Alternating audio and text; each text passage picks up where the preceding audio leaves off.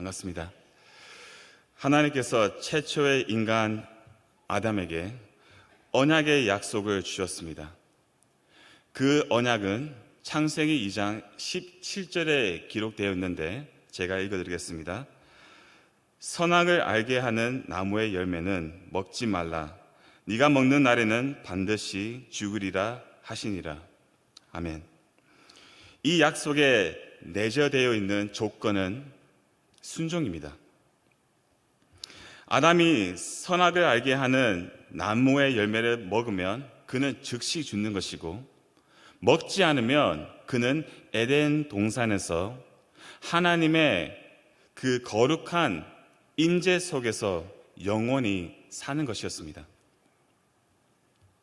이처럼 언약의 약속이 유지되든 파괴되든 그 결정은 아담의 순종하는 행위에 달려 있어서 신학자들은 이 언약을 행위 언약이라고 부릅니다. 중요한 사실은 하나님께서 일방적으로 이 언약의 약속을 아담에게 주신 목적은 그와 언약의 관계를 맺으시기 위함이었습니다. 이게 중요한 것입니다. 더군다나 이 언약의 관계의 구조는 하나님은 창조주이시고 나는 피조물이라는 것입니다. 언약의 관계, 그 구조는 하나님은 창조주시고 나는 피조물이다. 이 사실을 지속적으로 아담에게 증명하시기 위하여 선악을 알게 하는 나무를 에덴 동산 중심에 하나님께서 두신 것입니다. 그러니까 아담이 선악과를 볼 때마다 무엇을 기억합니까? 나는 피조물이다. 그리고 하나님만이 창조주이시다. 이것을 기억하는 것입니다. 이 사실을 기억하고 순종함으로 아담은 이 언약의 관계를 유지할 수 있었던 것입니다. 하지만 우리가 너무나 잘 알다시피 아담이 이 약속을 지키지 못합니다. 불순종합니다. 또한 하나님을 반역하는 대적자, 교묘한 사탄이 이 관계를 부숴버리는 아주 중요한 역할을 하죠. 사탄이 뱀의 모양으로 아담에게 나타나서 그를 유혹합니다. 어떤 유혹이었습니까? 제가 창세기 3장 4절과 5절 말씀을 읽어드리겠습니다. 뱀이 여자에게 이르되 너희가 결코 죽지 아니하리라. 너희가 그것을 먹는 날에는 너희 눈이 밝아져 하나님과 같이 되어 선악을 알 줄 하나님이 아심이니라. 아멘.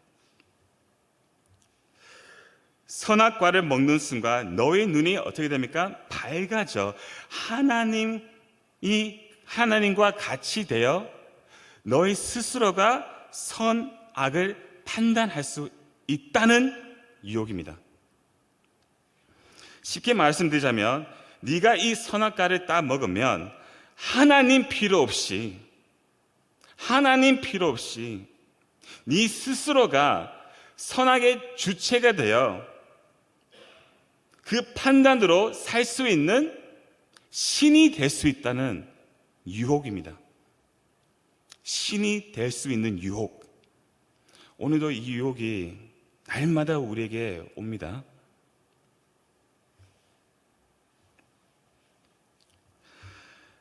아담과 하와는 그 열매를 보니 먹음직스럽고 보안직스럽고 지혜롭게 할 만큼 탐스럽기도 해서 결국 하나님의 말씀을 불순종함으로 그들은 선악과를 따 먹어버립니다.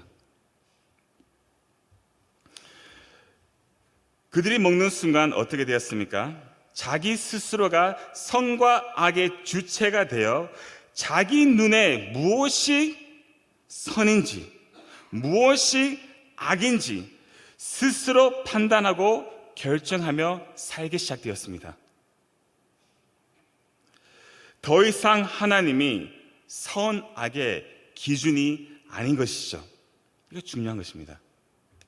자기 스스로 무엇이 선이고 무엇이 악인지 판단하며 산다는 것입니다.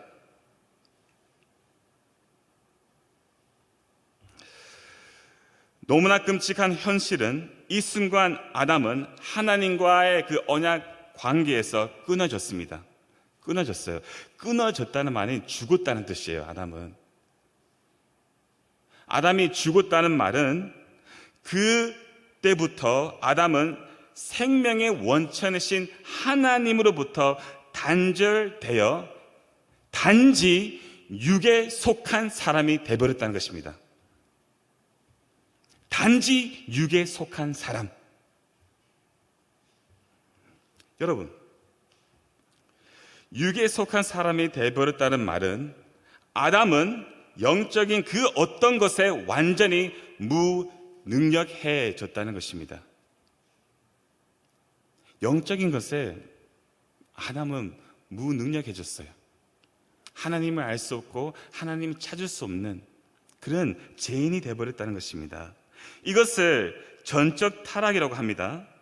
전적으로 타락했다는 말은 아담의 전 인격에, 즉 생각과 감정과 의지에 끊임없이 죄의 영향을 받으며 지배를 받으며 육이 원하는 것, 우리가 알잖아요. 에베소서 2장 3절 말씀.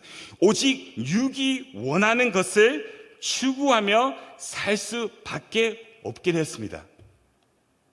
이것이 선악과의 결과입니다.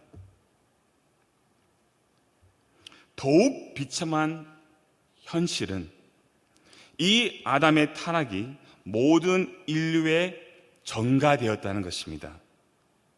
이 땅에 태어나는 모든 인간은 이 아담의 타락한 본성을 가지고 태어납니다. 여러분과 저도 마찬가지입니다. 우리는 죄인입니다.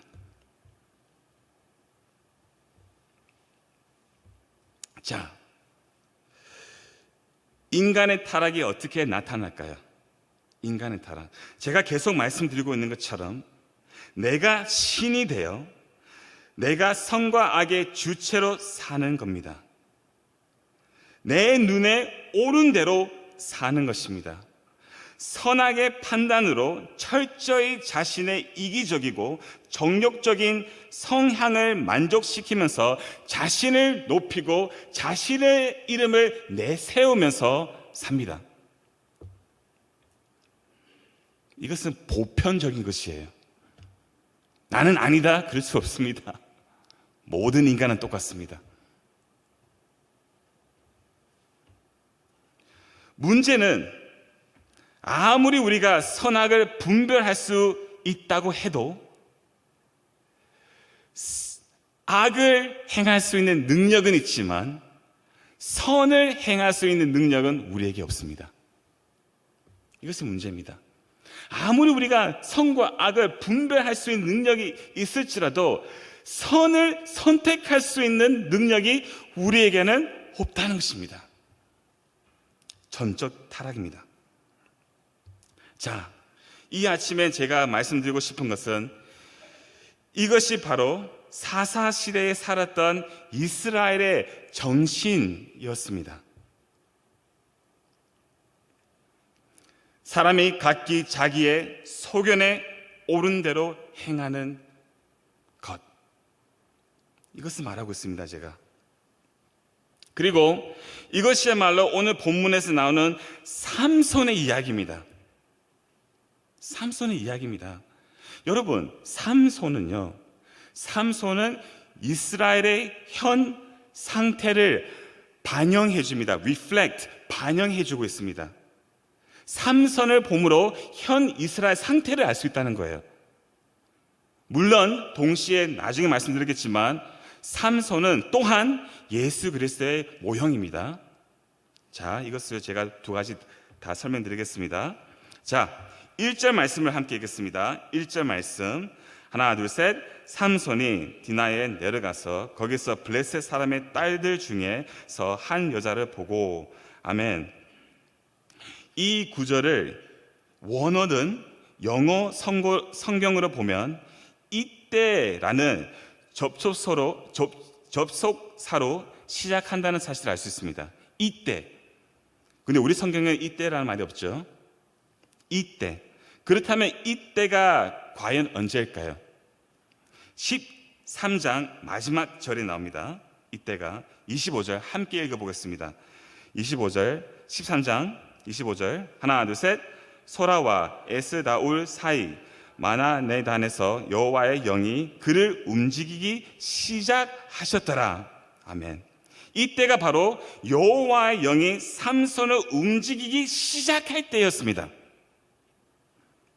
보세요. 여호와의 영이 삼손을 움직이기 시작할 때 그가 하는 것은 무엇입니까? 딥나에 내려가서 한 블레셋 여자를 보게 됩니다. 다 같이 2절 말씀 읽겠습니다. 올라와서 자기 부모에게 말하여 이르되 내가 딥나에서 블레셋 사람의 딸들 중에서 한 여자를 보아사오니 내 아내로 삼게 하소서 하매. 아멘. 삼손이 그 블레셋 여인을 자기 아내로 삼고 싶다고 그의 부모님에게 말씀드립니다. 삼손의 요구를 들었었던 부모님이 3절에서 이렇게 말합니다. 내 형제들의 딸들 중에나 내 백성 중에 어찌 여자가 없어서 네가 할례 받지 아니한 블레셋 사람에게 가서 아내를 맞으려 하느냐. 삼손의 부모님이 이렇게 말씀하신 이유가 있습니다. 이유가 있어요. 신명기 7장 3절과 4절 말씀을 보면 하나님께서 이스라엘이 이방인 여자와 혼인하지 말라고 엄격하게 경고하셨습니다.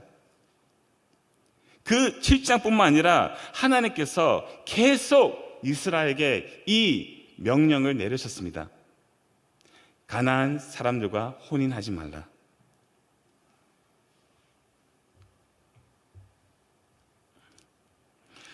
이방인 여인과 혼인하는 것은 절대 금지였습니다. 왜죠? 만약 이스라엘이 이방인 사람과 결혼하게 되면 그들이 하나님을 배반하여, 그렇죠? 이방인 우상을 섬길 수 있는 유혹에 빠질 수 있는 위험성을 하나님께서 아셨기 때문에 금지하신 것이죠.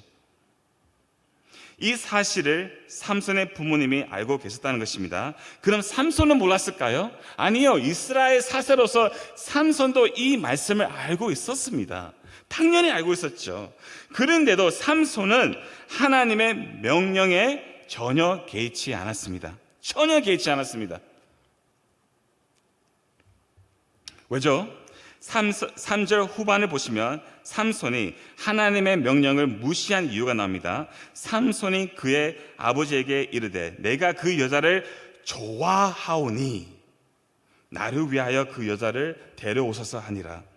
하나님의 명령에 순종하는 것보다 삼손은 자기가 좋아하는 것을 택했다는 것입니다. 여러분, 좋아하는 것을 택했습니다. 이 내가 그 여자를 좋아하오니 라는 말을 원어로 보시면 그 여자가 내 눈에 기쁨을 주니 좋았더라 라는 뜻이 있습니다. 이해하셨죠? 내 눈에 기쁨을 주니 좋았더라.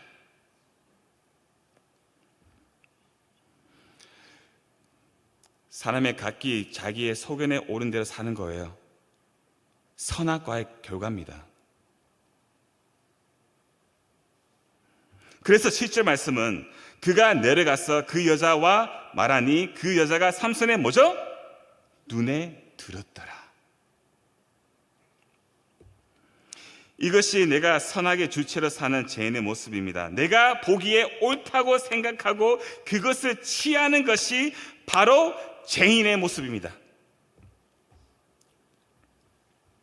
1절과 2절을 보시면 삼손이 이 블레셋 여자를 보았다라고 말하잖아요. 두 번이나.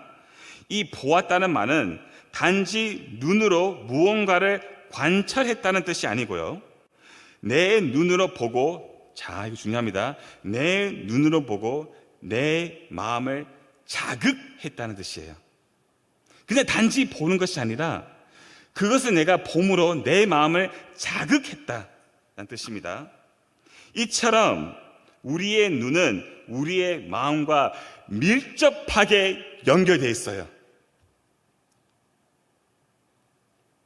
내가 보는 것을 통해 내 마음 안에 있는 제약들을 자극하는 것도 있지만, 내가 무엇을 보는 것을 보면 내 마음의 상태를 알 수 있어요.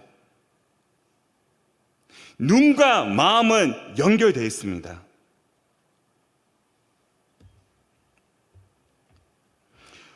우리는 과연 무엇을 보고 살까요? 음란한 것을 보고 있다면 내 마음은 음란합니다. 음란합니다. 돈과 성공과 명예를 보고 있다면 내 마음에는 욕심이 가득 차 있습니다. 내가 무엇을 보고 있는지를 보면 내 마음의 상태를 알 수 있다는 것을 다시 말씀드립니다.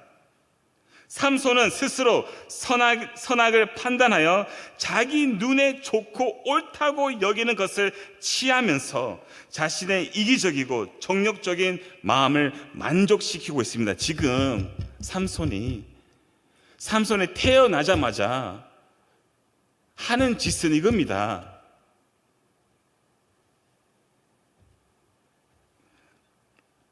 매우 중요한 의문은 여호와의 영이 삼손을 움직이기 시작했는데 왜 그가 이런 행동을 했을까입니다.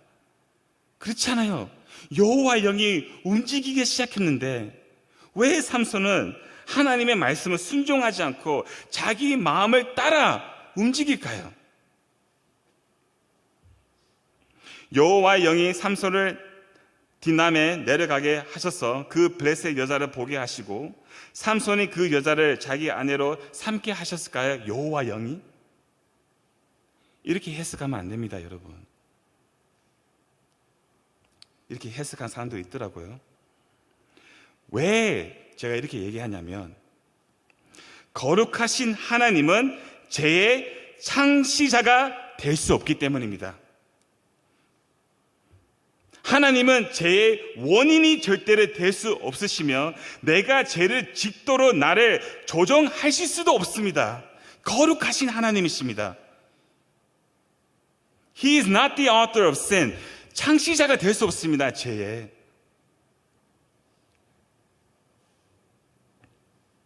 무슨 말이냐면 여호와의 영이 삼손을 움직이게 시작했지만 삼손은 자기 마음을 따라 움직였는데 이것은 하나님을 반역했다는 뜻입니다. 반대로 갔다는 거예요.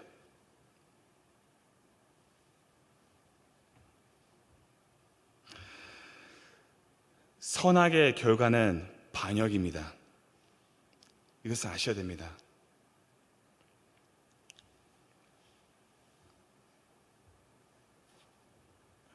하나님께서 말씀하셔도 그 말씀에 순종하는 것보다 내가 보기에 옳다고 생각하는 것이 반역입니다. 이 반역에 대해서 조금 더 살펴보겠습니다. 하나님께서 노아 시대에 홍수로 온 인류를 심판하셨잖아요. 그 심판에 왜 하나님께서 심판하셨을까요? 왜냐하면 그 홍수를 통하여 인간의 타락이 얼마나 끈질기고 얼마나 무서운 사실이라는 것을 보여주기 위함입니다. 홍수 이후에 어떤 일이 벌어집니까? 창세기 10장을 보시면 홍수 이후에 노아의 족보가 기록이 나옵니다. 노아는 셈과 야벳과 함이라는 세 아들이 있었어요. 그리고 성경은 셈과 야벳의 자손들을 간단히 기록합니다. 진짜 간단히 기록합니다. 하지만 함의 자손들을 기록할 때 성경은 갑자기 함의 자손 니므롯라는 한 인물에 집중합니다. 왜 그럴까요? 성경 우리에게 무언가를 말하기 위해서 그렇게 하는 것입니다. 창세기 10장 6절을 보시면 니므롯을 세상의 첫 용사라고 말합니다. 첫 용사. 이 용사라는 말은 원어로 보시면 반역자라는 뜻입니다. 제가 지금 말씀드리고 있는 것이잖아요. 선악과의 결과는 반역. 니므롯은 반역자였습니다. 이 말은 니므롯은 하나님을 대적하는 반역자였다는 겁니다. 이것이 바로 선과 악의 결과이고 죄의 가장 근본적인 속성이 반역입니다.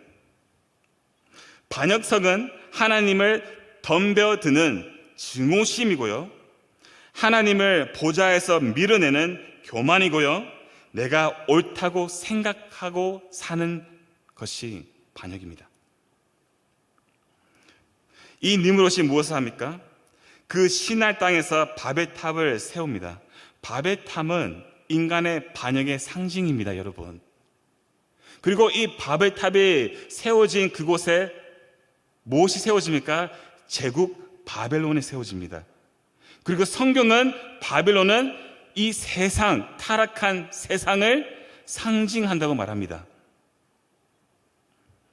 베드로도 그렇게 얘기하고 계시록에도 그렇게 얘기하고 있습니다. 자, 제가 하고 싶은 말은 니므롯은 타락한 모든 인류를 대표한다는 것입니다. 니므롯의 모습은 여러분의 모습입니다.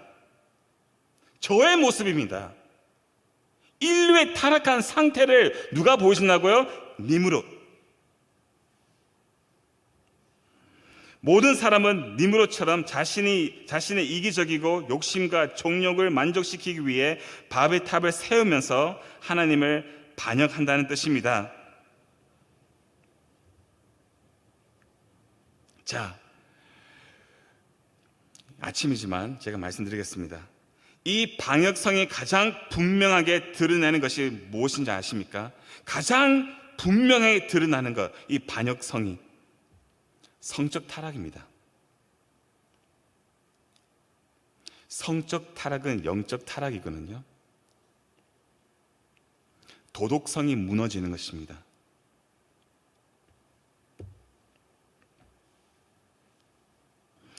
선악의 판단으로 나의 정욕과 쾌락을 만족 주기 위해 인간은 자신의 음란한 마음에 끌린 대로 삽니다. 이 시대보다 도덕적 타락이 오는 만큼 노출된 시대가 없습니다. 어떤 사회학자가 한국은 매춘 공화국이다라고 표현했습니다. 부끄럽습니다. 매춘, 동성애, 에이즈, 간음, 혼전관계, 낙태, 이 모든 도덕적 문제는 인간 시간이 지나갈수록 점점 증가하고 있습니다. 이 모든 문제의 원인은 뭐라고요? 하나님을 향한 반역입니다. 그것이 로마서 1장이 말하고 있는 것입니다. 시간상 제가 설명 못 드리지만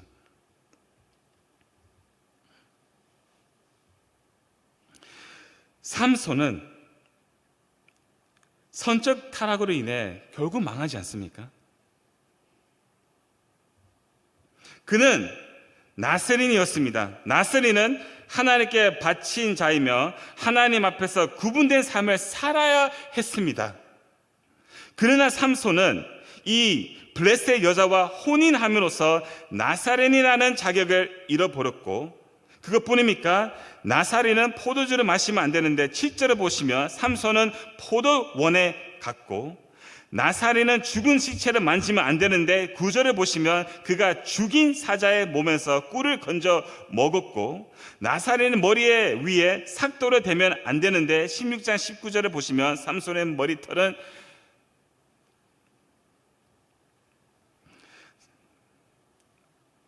잘라졌습니다. 무슨 말입니까? 삼손은 나사렛으로서 철저히 실패했다는 것입니다. 성경은 삼손을 통해 우리에게 말하고자 하는 것은 인간에게는 소망이 없다는 것입니다. 우리의 소망은 오직 예수 그리스도이십니다. 미국 시카고의 대형 교회 목사님이 아무도 보는 이 없을 때 당신은 누구인가? 라는 책을 출판했습니다. 제목만 보면 굉장히 흥미스럽고 은혜가 됩니다. 아무도 보지 않을 때, 혼자 있을 때 내가 생각하고 느끼고 행동하는 그 사람이 진짜 나이잖아요. 나입니다. 혼자 있을 때, 내 가면을 벗어버리고 내 혼자 있을 때. 그런데 잘 들어주세요. 너무나 안타깝게도 그 책을 쓰신 그 목사님조차도 성희롱 문제로 인해 그 교회를 떠나게 됐습니다. 제가 무슨 얘기를 드리고 싶습니까? 인간에게는 소망이 없다는 것입니다. 이것이 우리의 모습이고 저의 모습입니다. 여호와의 영이 삼손을 움직이기 시작했으나 삼손이 그것을 무시하고 자기 쾌락을 추구한 것처럼 우리에게도 하나님께서 말씀하셔도 내 유익이라면, 내 만족이라면, 내 행복이라면 언제든지 하나님을 무시하고 나를 추구하며 살지 않습니까? 아니다고요? 우리의 모습입니다. 삼손의 모습이 우리의 모습입니다. 자, 시간이 다 되어서 빨리 하겠습니다. 하지만이 너무나 은혜이죠. 하지만 우리가 실패해도 넘어져도 불순종해도 하나님의 주권적인 역사를 훼손시킬 수 못한다는 뜻입니다. 막을 수 없다는 것입니다. 이 기가 막힌 진리를 드리고자 지금까지 설교를 끌어왔습니다. 4절 말씀의 핵심입니다. 빨리 다루겠습니다. 4절 말씀 함께 읽겠습니다. 그때에 블레셋 사람이 이스라엘을 다스린 깨닫기에 삼손이 틈을 타서 블레셋 사람을 치려 하였으니라. 그의 부모는 이 일이 여호와께로부터 나온 것인 줄을 알지 못하였더라. 이 4절 말씀 원어로 보시면 삼손이라는 이름이 기록되지 않습니다. 원어로 보면 주어는 여호와입니다. 여호와예요. 왜 이렇게 기록하는지 모르겠는데 이 말은 삼손이 틈을 타서 블레셋 사람을 치려 한 것이 아니라 하나님이 블레셋을 치시려고 작정하셨다는 것입니다. 삼손의 실패를 통하여, 중요한 것은 삼손이 철저히 실패했지만 하나님께서 그의 실패를 사용하셔서 이스라엘을 블레셋 사람들의 손에서 구원하시는 하나님의 주권적인 목적을 이루시기 시작했다는 것입니다. 여러분, 이것이 신비로운 방법으로 역사하시는 하나님의 섭리입니다. 삼손이 자신의 타락한 마음을 따라 넘어졌지만 모든 것을 합력하여 하나님의 선하신 뜻을 이루시는 하나님의 완전한 신비로운 섭리였다는 겁니다. 제가 좋아하는 윌리엄 쿠퍼의 찬송 중에 주 하나님 크신 능력이라는 찬송이 있습니다. 이 찬송 가사 중에 이런 가사가 있습니다. Behind a frowning providence, He hides a smiling face. 저희 진짜 너무 좋아하는 표현입니다. 너무 은혜스럽습니다. 우리의 말로 이렇게 번역하더라고요. 고난의 섭리 뒤에 웃음 짓는 얼굴을 숨겨 놓으셨도다. 무슨 말이냐면 여러분과 제가 겪고 있는 고난은 하나님의 섭리 안에 있고, 그러나 그 고난을 합력하여 당신의 뜻을 이루시는 하나님의 웃으시는 얼굴이 그 섭리 뒤에 숨겨져 있다는 것입니다.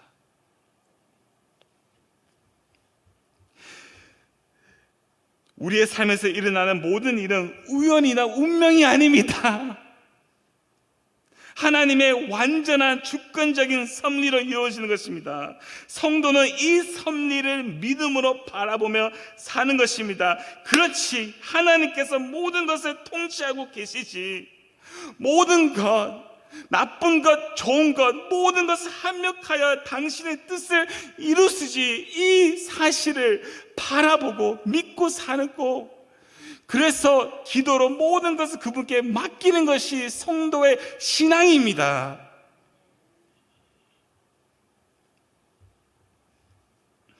자, 그렇다면 이 부분만 주십시오. 그렇다면 이 말씀을 우리에게 어떻게 적용할 수 있을까요? 자, 베드로전서 5장 13절 말씀을 제가 읽어드리겠습니다. 택하심을 함께 받은 바벨론에 있는 교회가 너에게 문화하고 내 아들 마가도 그리하느니라. 아멘. 이 바벨론은 세상을 말하고 있습니다. 선악의 주체로 자신의 이기적이고 정욕적인 성향을 만족시키면서 자신을 높이고 자신의 이름을 내세우기 위해 바벨탑을 세우는 이 세상에서 과연 교회가, 우리 강성교회가 여러분과 제가 어떻게 살아야 할까요? 다 같이 한번 따라해 주시기 좋겠습니다. 두 가지 요점이 있습니다. 따라해 주십시오. 감사하겠습니다. 나는 틀렸고 하나님만이 옳습니다. 이거예요, 여러분. 성악으로 판단하여 내가 옳다고 생각하는 그 생각은 틀렸고 오직 하나님 말씀만이 옳습니다. 이것을 자기 부인이라고 합니다, 여러분. 내 생각을 버려버리는 것. 나는 틀렸습니다, 주님. 오직 하나님만 옳습니다. 그래서 하나님 말씀을 내 삶에 비추고 그 말씀을 따라 사는 것이 교회가 이 바벨론에서 살 수 있는 유일한 방법입니다. 두 번째 요점은 따라해주면 감사하겠습니다. 은혜에 굳게 서라. 베드로전서 5장 12절에서 베드로가 택하심을 함께 받은 바벨론에 있는 교회는 은혜에 굳게 서 있어야 한다고 권면합니다. 어떤 은혜입니까?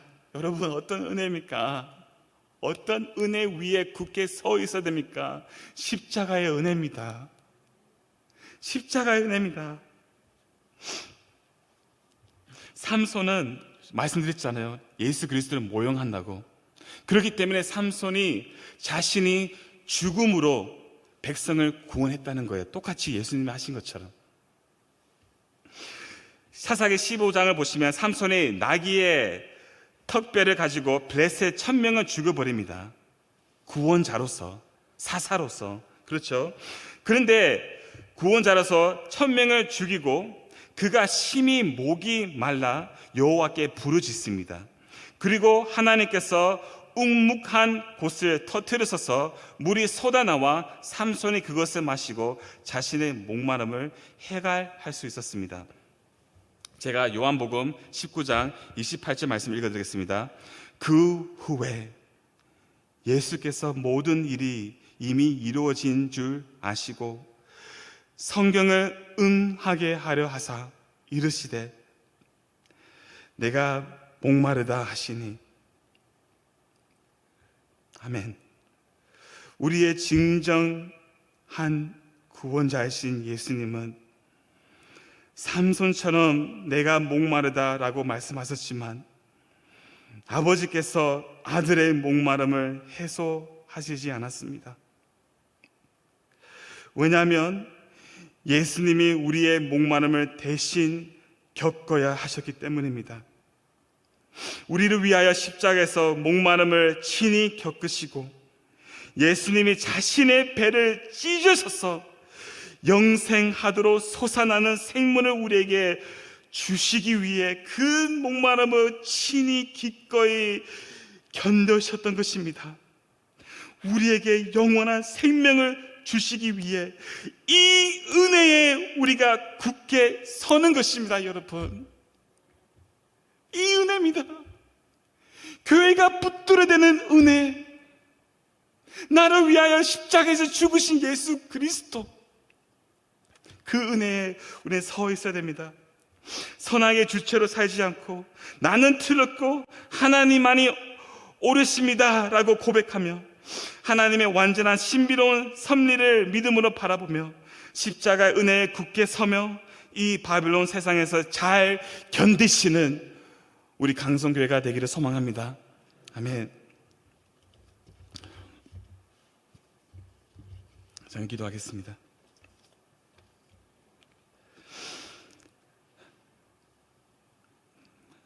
하나님, 오늘 말씀을 통하여 다시 보게 됩니다. 타락한 인간에게는 소망이 전혀 없습니다. 우리의 유일한 소망은 나를 위하여 십자가에서 죽으시고 부활하신 예수 그리스도이십니다.